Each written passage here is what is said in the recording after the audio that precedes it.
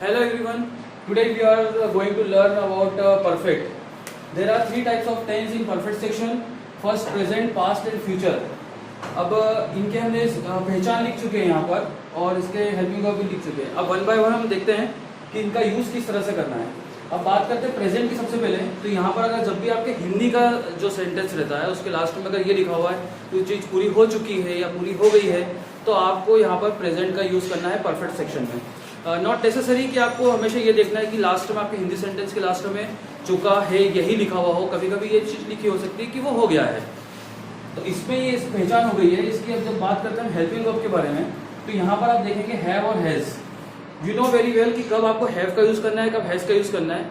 Has का use singular form के साथ किया जाएगा, ही शी इट और नेम के साथ, और हैव का यूज़ प्लूरल फॉर्म के साथ किया जाएगा. अब सिंगुलर के साथ में भी आपको ये चीज़ ध्यान रखनी है कि यहाँ पर आई और यू ये सिंगुलर फॉर्म होने के बाद में भी इनके साथ में आपको हैज का यूज नहीं करना है, हैव का यूज करना है. फिर नेक्स्ट हम बात करते हैं पास्ट की. पास्ट के लिए चुका था. अब चुका था जरूरी नहीं है इसमें फिर यही चीज कि जरूरी नहीं है कि चुका था में आपको हर हिंदी सेंटेंस के लास्ट में चुका था ही देखना होगा. यहाँ पर आपको ये पता करना होगा कि कोई भी काम जो सब्जेक्ट कर रहा था वो पूर्ण हो गया है. जब आपको ये मीनिंग निकलता है कि जब कोई काम पूर्ण हो गया था तब आपको इसका स्ट्रक्चर जिस प्रकार है वहाँ पे हेल्पिंग वर्ब आपको हेड का यूज करना है. देन नेक्स्ट हम बात करते हैं फ्यूचर की. फ्यूचर में अगर आपको सेंटेंस बनाना है परफेक्ट के साथ में तो आपको ये चीज आइडेंटिफाई करनी होगी कि आपका हिंदी जो सेंटेंस है उसके लास्ट में लिखा होगा चुका होगा या कोई कार्य पूर्ण हो गया होगा, और इसका जो हेल्पिंग वर्ब है वो है विल हैव.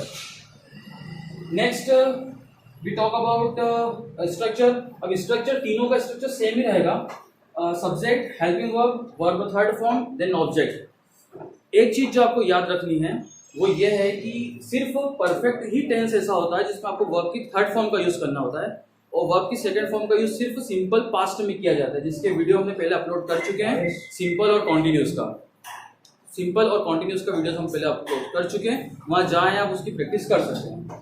फिर अब यहाँ पे हेल्पिंग वर्ब की बात हो रही है. अब हम देखते हैं थर्ड फॉर्म का. मैंने आपको बता दिया है जब तक आपको थर्ड फॉर्म लर्न नहीं होती है तब तक आप परफेक्ट का सेंटेंस स्ट्रक्चर के साथ में भी सेंटेंस आप नहीं बना सकते, कभी भी नहीं. फिर अब इसकी प्रैक्टिस के लिए हम थोड़ा सा देख लेते हैं. यहाँ प्रेजेंट की बात करते हैं कि यहाँ पर एक हमने एग्जांपल में लिया है, वह जा चुका है. स्ट्रक्चर है सब्जेक्ट, वह के लिए हम यूज कर रहे हैं ही का, और ही के साथ में has, he has. Then verb third form. जाना उसके लिए होता है गो, और गो की थर्ड फॉर्म होती है गॉन. He has gone.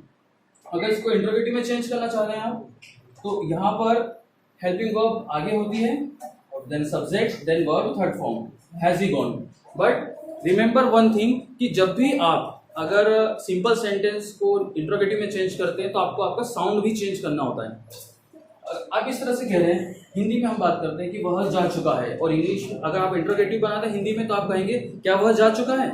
इस तरह से यही साउंड आपको इंग्लिश में रखना है. He has gone, has he gone. Okay, तो ये आप जब भी इंग्लिश में कुछ सेंटेंस कहते हैं तो आपका साउंड भी इंटरोगेटिव का आना चाहिए. नेक्स्ट पास्ट की बात करते हैं. अगर उसका कोई परफेक्ट सेंटेंस बनाना है आपको, वह लिख चुकी थी. She, helping verb had, then verb third form written. यहाँ पर राइट का थर्ड फॉर्म होता है रिटन. इस तरह से पूरी लिस्ट रहेगी जो हम बहुत ही जल्द हमारे चैनल पर अपलोड कर देंगे. आप वहाँ से उसकी वर्ब की थर्ड फॉर्म लर्न कर सकते हैं. इसका इंटरोगेटिव बनाना है एज यूजुअल, हेड आगे हो जाएगा, then she, then subject, then verb third form. Okay, future की हम बात करते हैं. इसका ले लेते हैं एक हम एग्जांपल. वे पुस्तकें ले चुके होंगे. देखिए कभी कभी होता है कि हम जल्दी में भूल जाते हैं कि ऑब्जेक्ट हमारा है क्या. अब यहाँ पर पुस्तकें लिखा हुआ है लेकिन कुछ स्टूडेंट्स बुक कर देते हैं, बट वो आपको नहीं करना है. They will have taken books. Take मतलब होता है लेना, और थर्ड फॉर्म हो गया है taken. Books. Then if you want to convert this sentence into interrogative, then you will have to write will in front, then subject, then rest helping verb, then object. यहाँ पर आप लिखेंगे will they have taken books. Will they have taken books. तो ये आप sound से आपको पता चल रहा है कि किस तरह से आपको प्रश्न पूछना है.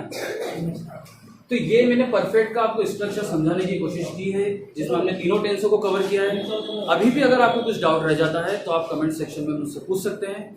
और सिंपल और कॉन्टिन्यूस का अगर आपको स्ट्रक्चर और पूरा टेंस डिटेल देखना है तो आप जाइए, वहाँ पे वीडियो अपलोड है हमारे चैनल पर, पूरा देख सकते हैं। अभी तक जिसने लाइक और शेयर सब्सक्राइब नहीं किया है, सब्सक्राइब कर लें, शेयर कर दें और लाइक कर दें।